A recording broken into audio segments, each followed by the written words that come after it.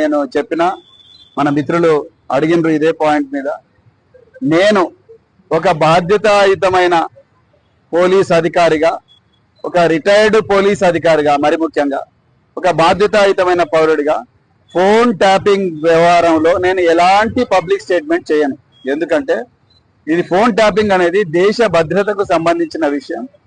ఒకవేళ ఎవరైనా ఈ ఫోన్ ట్యాపింగ్ లో తప్పులు, అంటే ఫోన్ ట్యాపింగ్ అనే టెక్నాలజీని కానీ ఆ ప్రొసీజర్ని కానీ వాడుకొని మరి వాళ్ళ స్వార్థ ప్రయోజనాల కోసం వాడుకొని ఉంటే వాళ్ళు తప్పకుండా చట్టపరంగా శిక్షార్హులే.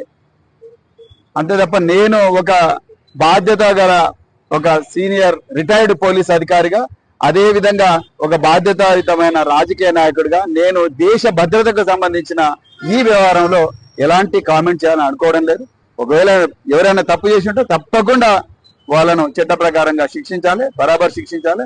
అట్ ది సేమ్ టైం దీన్ని రాజకీయ ప్రయోజనాల కోసం వాడుకోకండి. నేను మళ్ళీ రిపీట్ చేస్తున్నాను, ప్రయోజనాలు వాడుకోకండి. దేశ భద్రతకు సంబంధించిన విషయం. అందుకొరకు ఎలాంటి పరిస్థితులు కూడా నేను దీని మీద ఎలాంటి పబ్లిక్ స్టేట్మెంట్ ఇవ్వను.